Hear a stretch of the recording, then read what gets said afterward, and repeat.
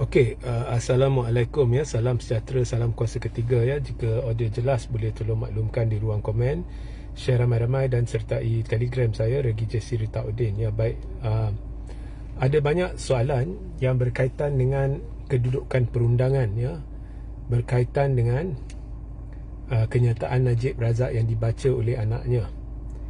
Jadi daripada saya mengulas benda ni, ianya sudah pun diulas oleh Peguam Muhammad Hanif Katri Abdullah. So saya mainkan terus. Saya belum dengar sebenarnya ya.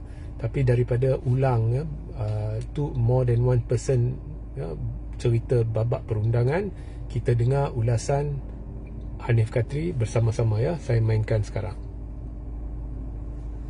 Assalamualaikum warahmatullahi wabarakatuh dan salam sejahtera. Pada hari semalam, hari Khamis 24 hari bulan Oktober 2024, Najib Razak, bekas Perdana Menteri, secara khususnya Perdana Menteri ke-6, telah melalui anaknya membuat satu kenyataan di perkarangan Mahkamah Kuala Lumpur, di mana ianya mengandungi satu kenyataan 8 perenggan dalam bahasa Melayu dan bahasa Inggeris. Terdapat beberapa persoalan yang telah tertampil, terutamanya di pihak awam, berkaitan kandungan kenyataan tersebut dan kewajaran kenyataan yang dibuat oleh Najib Razak memandangkan keputusan di hujung kes pendakwaan dalam kes 1MDB adalah ditetapkan pada minggu hadapan, iaitu 30 hari bulan Oktober 2024. Pertamanya, undang-undang negara kita adalah berbentuk undang-undang yang adil untuk semua pihak, iaitu untuk pihak pendakwa raya, pihak tertuduh, pihak mahkamah dan juga pihak masyarakat. Tetapi untuk memahami konsep keadilan Undang-Undang Jenayah Malaysia dan sistem tadbir urus tindak jenayah di negara kita, kita kena analisa sesuatu perkara mengikut fakta dan latar belakangnya sendiri. Yang kedua, fakta dalam kenyataan Najib Razak tersebut bukannya suatu permohonan maaf mutlak. Najib Razak telah menyatakan bahawa beliau meminta maaf kerana pada masa perkara-perkara yang tidak betul berlaku di dalam 1MDB dan SRC, beliau, yakni Najib Razak, merupakan ketua atau menerajui entiti tersebut sebagai Menteri Keuangan dan Perdana Menteri. Atas sebab itulah beliau mengatakan dia bertanggungjawab untuk minta maaf.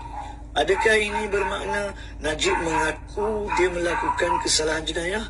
Tidak.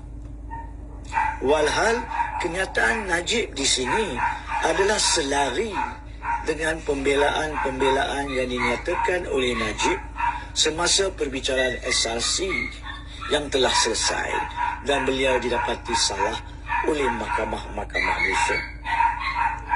Dan begitu juga seperti mana yang ditampilkan di dalam kes 1MDB yang akan diputuskan pada 30 hari bulan Oktober kelak. Seterusnya, kalau itu selari dengan pembelaan dia, maka soalan yang tampil di minda rakyat adalah kenapa kenyataan itu dibuat sekarang?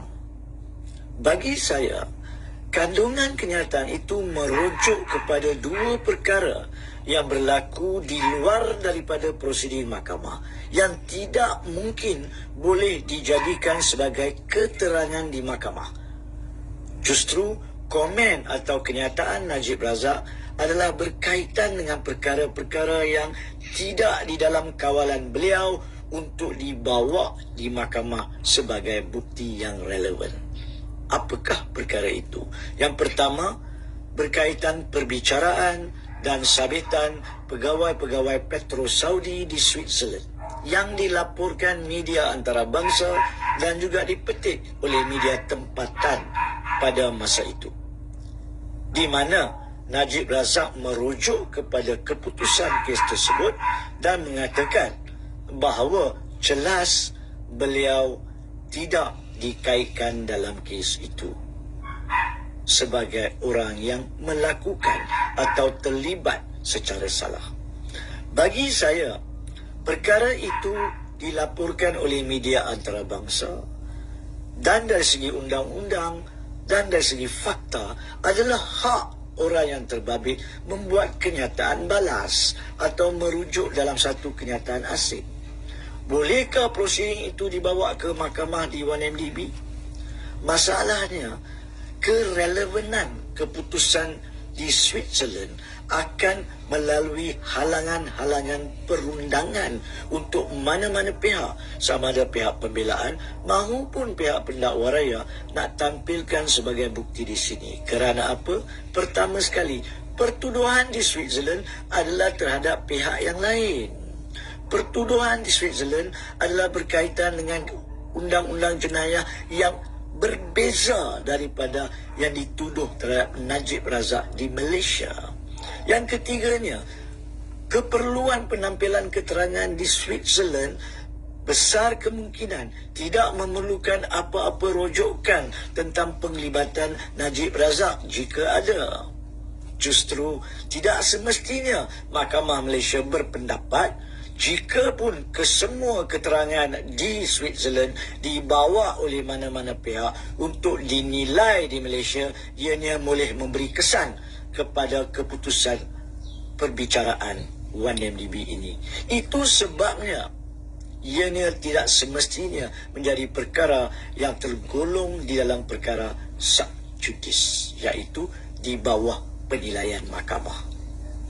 Dan kerana perbicaraan Petro Saudi sudah selesai, maka bagi saya tidak atau bukan tidak adil untuk Najib Razak membuat kenyataan berkaitan perkara itu. Isu kedua yang dibangkitkan dalam kenyataan beliau adalah satu pendapat yang dilaporkan oleh The Edge berkaitan bagaimana jenayah ataupun kesalahan-kesalahan kebobrokan dalam 1MDB dan SRC berlaku. Itu adalah pendapat.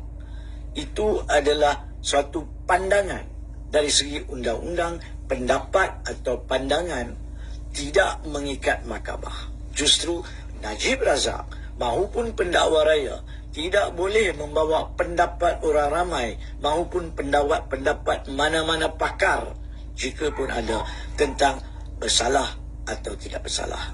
Ianya adalah tanggungjawab mahkamah untuk menilai keterangan yang ditampilkan dalam perbicaraan mahkamah, bukan sumber-sumber luar yang tidak tertakluk kepada soalan-soalan di atas ataupun di kotak saksi selepas mengangkat sumpah.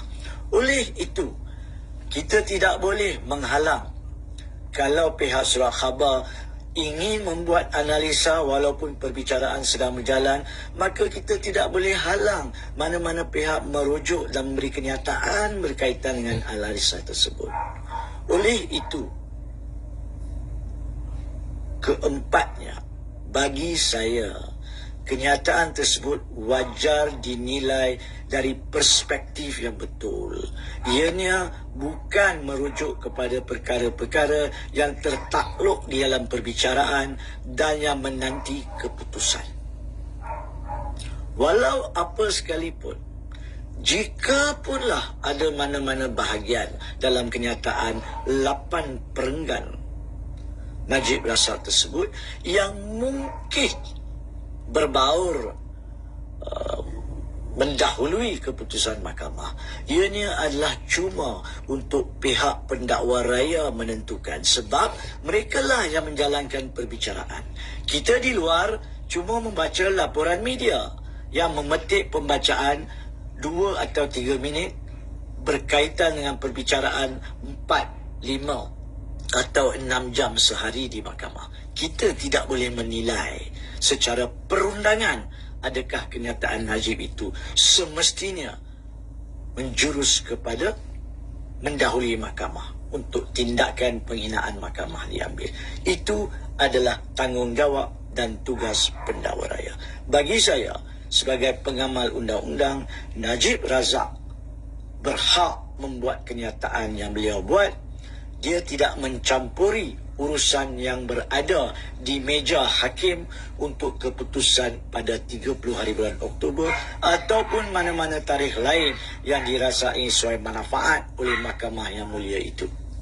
Justru saya harap rakyat menilai setiap perkara yang atau perkembangan di negara kita dengan suci hati, dengan menghormati hak semua pihak, dan jangan gopoh membuat kenyataan berpandukan kepada perasaan peribadi dan emosi. Sekian. So, itu dia ya. Especially babak the laporan The Age tu, pendapat Hanif lebih kurang sama macam saya ya. Dan saya pun dah beritahu kepada anda perlu objektif ya. Yang tu tak disentuh oleh Hanif. Anda perlu objektif. So bagi saya mudah. Dia ada permohonan maaf, Najib ada memohon maaf. Kemudian Najib ada pendapat dia atas alasan-alasan dia sendiri, dia tidak bersalah. Tetapi dia tetap memohon maaf berhubung skandal 1MDB dan cara dia tangani skandal tersebut selepas ianya terbongkar. Dia rasa dia patut melakukannya dengan cara lain. So anyway, dia memohon maaf berkenaan skandal tu. Terpulang masing-masing nak terima atau tidak. Jika anda terima permohonan maaf dia, itu tak semestinya bermakna anda merasakan dia tidak bersalah ya. Dan Najib rasa dia bersalah ke tidak bersalah, itu hak dia ya. So bergantung kepada anda ya. Bergantung kepada anda. So lihat secara objektif ya. So sehingga kita berjumpa di lain masa. Assalamualaikum, salam sejahtera, salam kuasa ketiga.